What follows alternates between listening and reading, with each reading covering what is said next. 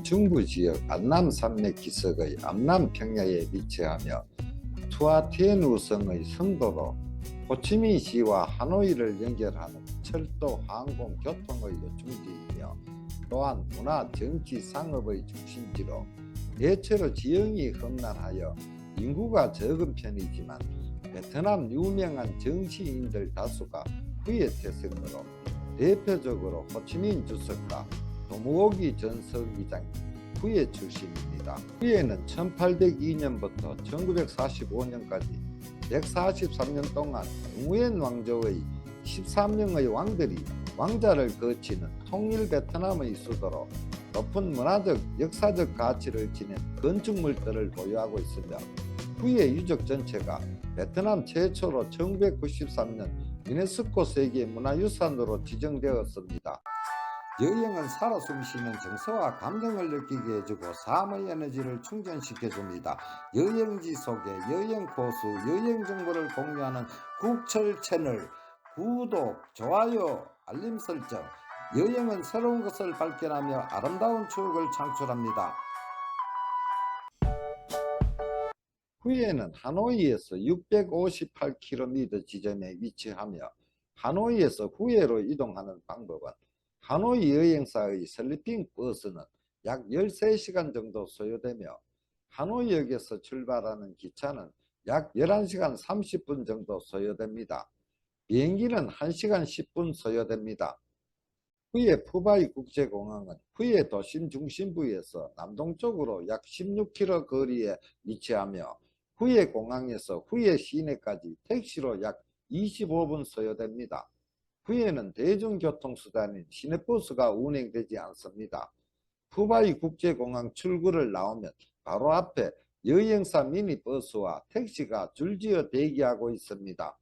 후예에서 다낭은 108km 지점에 위치하며 후예에서 다낭으로 가는 방법은 로컬 버스, 열차, 여행사 슬링핑 버스를 이용합니다. 열차는 하루 4회 운행하며 슬링핑 버스는 오전 11시, 오후 2시 하루 2번 운행합니다. 후에 호텔에서 다낭 가는 여행사 슬링핑 버스를 예약하시면 호텔까지 픽업하러 옵니다. 후에 여행사 슬리핑 버스는 다낭 용다리까지 2시간 10분 소요됩니다. 후에는 허은강이 가로질러 흐르며 강 왼편의 도심부에는 143년 동안 베트남을 통치한 응우엔 왕조의 황궁 다이노이가 자리한 구시가지와 강 오른편에는 식민지 시대의 프랑스인들이 거주한 지역으로 지금은 상업지구로 변모한 신시가지로 여행자 거리, 후예 공원 등이 자리하고 있습니다. 구시가지에는 후예 황궁 다이노이와 건강 강줄기를 따라 높이 21m의 7층 석탑이 있는 400년의 역사의 불교사원 티엠무 파고다, 그리고 건강 강줄기를 따라 응우엔 왕조의 13명의 황제 중 8황제의 황릉이 퍼져 있습니다. 후에 유적지를 둘러보려면 택시, 그랩택시, 오토바이를 렌트하거나 여행사 후에 1일 투어를 이용해야 하며 또한 호텔이나 여행사를 통하여 렌트카를 대여하여 유적지를 둘러봅니다. 후에는 143년 동안 응우엔 왕조의 왕들이 살았던 곳으로 궁중음식이 발달하였으며 궁중음식이 일반 대중의 음식에 많은 영향을 미쳤고 불교가 융성함에 따라 채식 요리도 발달하였습니다. 방코아이는 노란 쌀가루 반죽 위에 돼지고기, 새우, 계란, 숙주, 각종 채소를 넣고 반으로 접어 기름에 지진 요리로 소스에 찍어서 먹기도 합니다.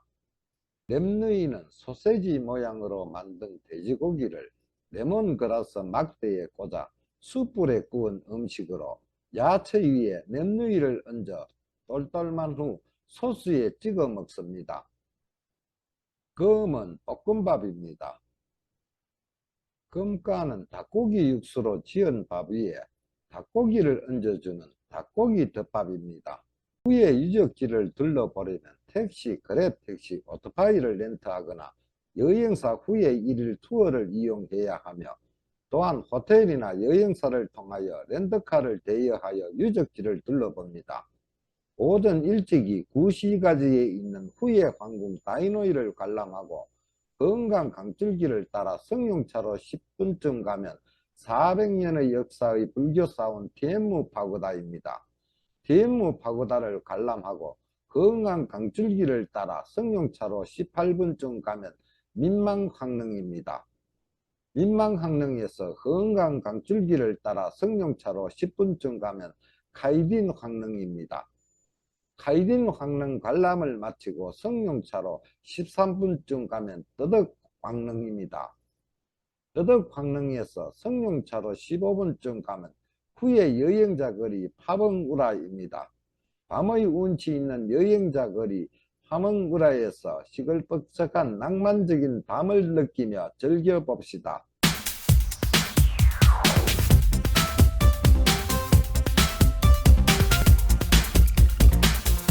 143년간 13대에 걸쳐 이어진 응우엔 왕조의 황성은 성벽으로 둘러싸여 있는 요새이자 궁전으로 건강 북쪽 9시가지에 자리하고 있습니다.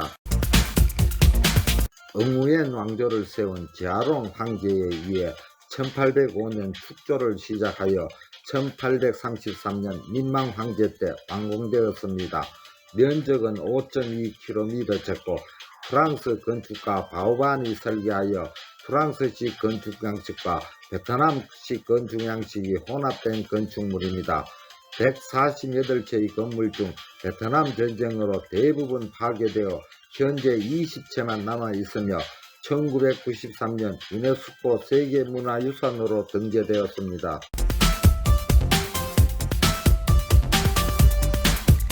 다리를 건너 문을 통과하면 깃발탑과 정문인 응호문에 도착합니다.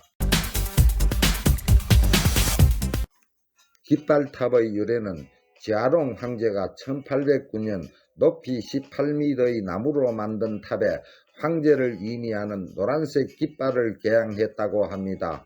1947년 완전히 파괴되었다가 1969년에 37m 높이의 콘크리트 탑으로 건축하여 지금의 모습을 갖추게 되었으며 왕의 기사라고도 불리기도 합니다. 3층으로 이루어졌는데 아래층부터 차례로 자연의 심리, 인간의 세계, 천국을 상징합니다. 현재는 붉은색의 거대한 베트남 국기가 개양되고 있습니다. 9개의 신성한 대포는 궁궐과 왕조를 수호하는 상징으로 1804년 지하롱 황제 때 만들어진 것으로 실제로 사용되기 위해 만들어진 것이 아니며 길이 5m, 폭우 직경 23cm, 무게 10톤의 대포는 사계절 오행을 상징한다고 합니다. 홍어모는 황궁의 남쪽 정문으로 황궁을 들어가는 주 출입문입니다.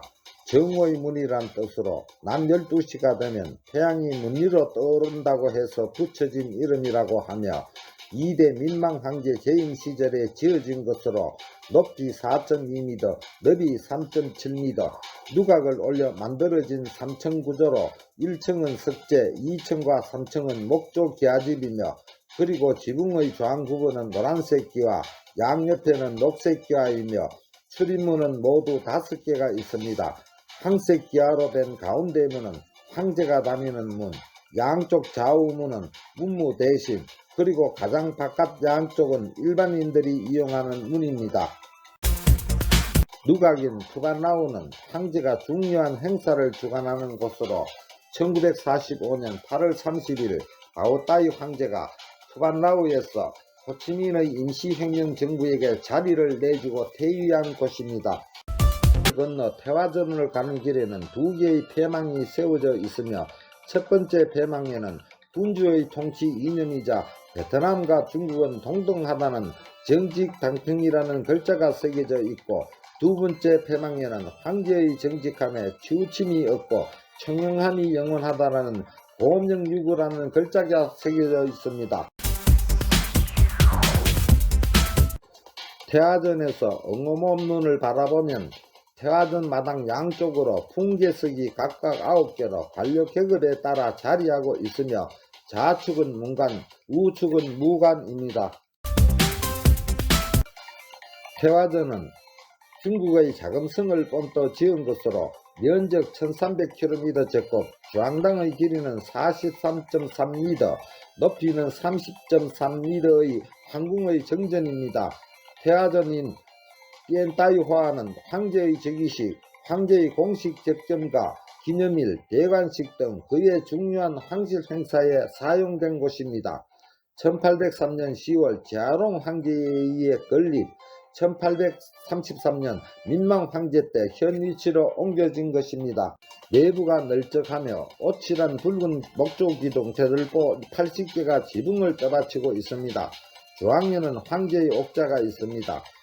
1990년 복원한 것으로 대들보 기둥은 자홍색과 금색으로 12번 오칠을 했다고 합니다. 태화전 벽면을 따라 걸어보면 사진 전시 및 포토전이 설치되어 있어 후에 황궁 다이노이의 내부를 영상을 볼 수 있습니다. 태화전을 빠져나오면 붉은 해랑을 둘러싸인 넓은 잔디밭이 펼쳐집니다. 이곳이 뜨끔따임 자금성입니다. 자금성은 황제의 직무실, 취임소, 연회장이 마련한 매우 사적인 공간이었으며 외부인의 출입이 철저히 금지되어 있어 금지성이라고도 불렸으나 베트남 전쟁으로 폭격으로 완전히 소실되어 잔디밭으로 펼쳐지고 있습니다.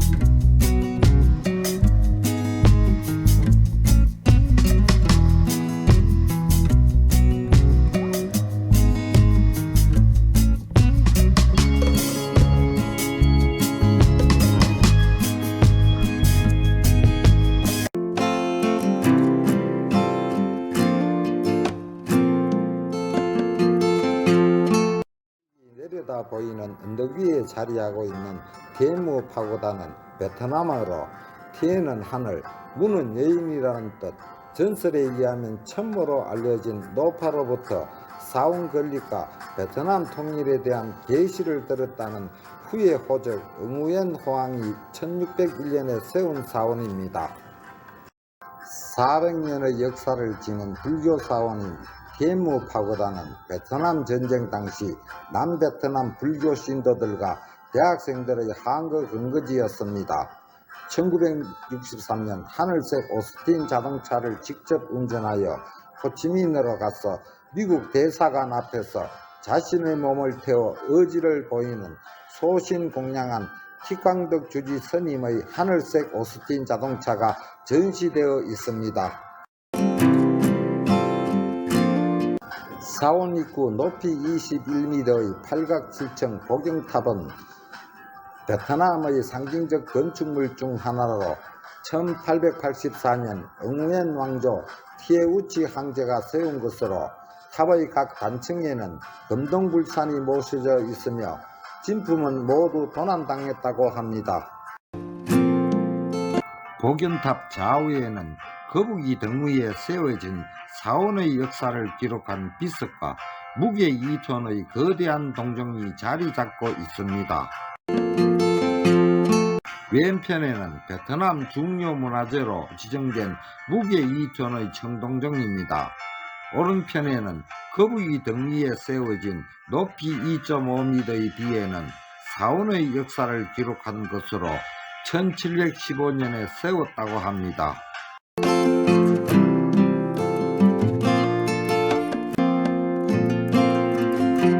비문에는 사원 건립 내용이 새겨져 있습니다.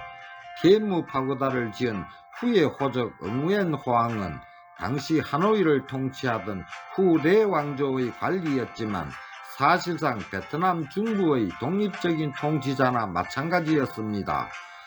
계무 사원은 후에서 가장 큰 사원이며 무려 200년 뒤에 나타난 응우엔 왕조의 출현을 예언한 곳이라고 합니다. 편액을 보시면 원래는 천모사입니다.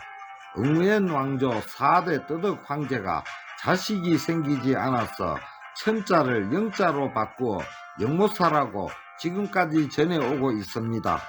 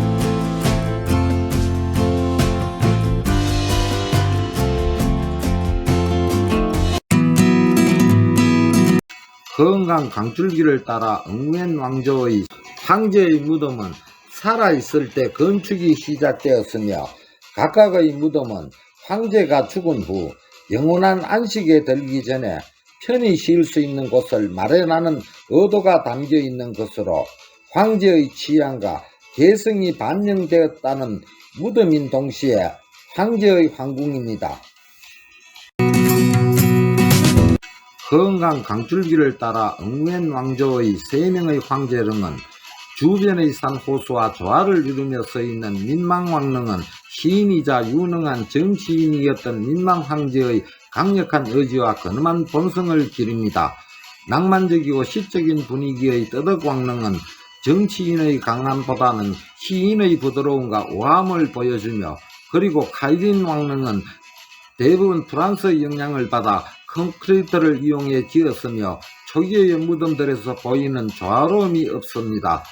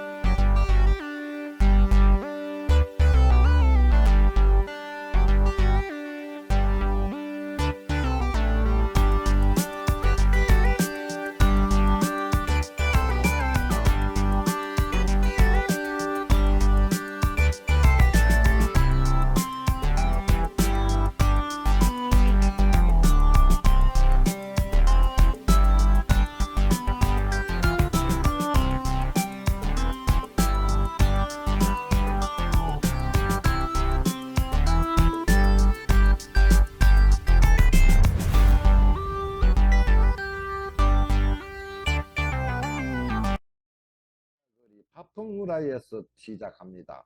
하펑우라이에서 10분쯤 걸어가면 후에 공은 파크 페브로웨리스리입니다. 바로 옆에 허은강 유람선 선착장이 자리하고 있으며 주행된 다리를 건너 5분쯤 걸어가면 후에 재래시장 동바시장이 자리하고 있으며 바로 옆에 호이안 다낭 가는 로컬버스 동바버스 터미널이 자리하고 있습니다. 바로 옆에 푸마트와 롯데리아가 자리하고 있습니다.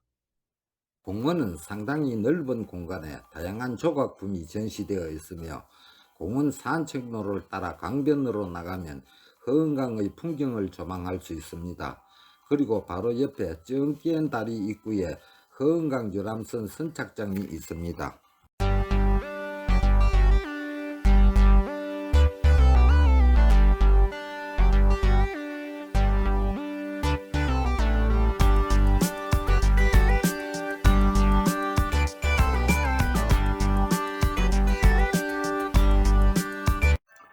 쩡끼엔 다리는 아치형의 빛처럼 6개의 경관으로 건축되었으며 다리 양쪽은 보행자의 보도가 있습니다. 파리 에펠탑과 미국 뉴욕의 자유의 신상을 만든 구스타프 에펠에 의하여 1899년 건설 완공 이후 전쟁과 자연재해로 3번 무너짐이 있었지만 122년의 세월의 흐름에 현재까지 그 자리를 지키고 있으며 허은강의 아름다운 뷰를 조망하는 데 최고입니다. 쨍띠엔 다리를 건너면 구시가지로 동바시장, 후에 황릉 다이노이가 자리하고 있습니다.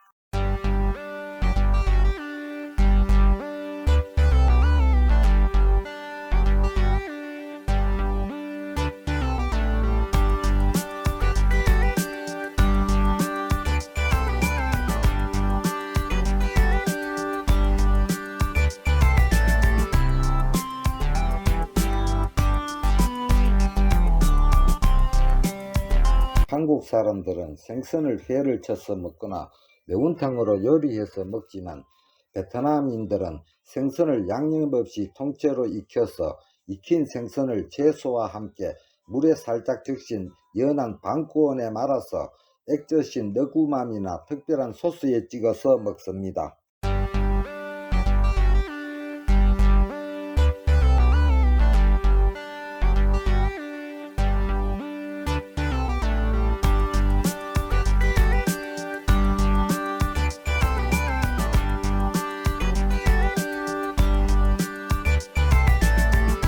베트남은 세계 제2위의 커피 생산국이자 수출국으로 베트남 커피는 프랑스 식민지 시절 영향을 받아 카페라 불리며 베트남 커피는 주로 인스턴트 커피로 활용되며 아침에 커피를 마시는 문화가 자리 잡혀 있으며 일상적으로 마시는 음료입니다.